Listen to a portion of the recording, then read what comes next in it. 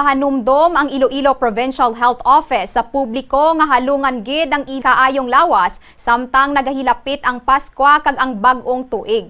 Sa interview sang Bombo Radio kay Dr. Rodney Labis, Chief of Health Service Delivery Division kag Provincial Health Officer 1, iya ginpahayag nga sundon gid ang tatlo ka pahanumdom sang Department of Health nga biya healthy ngayong Pasko. Ini ang pahanumdom sa nagabiyahe nga likawan ang sobra nga pag-inom sa Pasko agod malikawan ang disgrasya. Ikaduha mo ang tamang pagkain, ehersisyo at disiplina. Ang isa man ka importante nga pahibalo agod malikawan kag ang insidente kaangay sang food poisoning kag sobra nga pagkaon sa mga matamis nga pagkaon.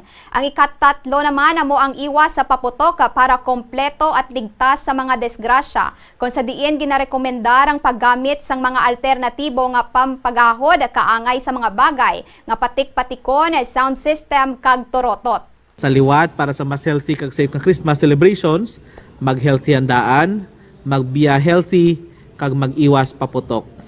Aton man ugalion nga magpakuha sang blood pressure kag blood sugar kag magbisita sa aton doktor for health check-up para sa mas hilway nga selebrasyon.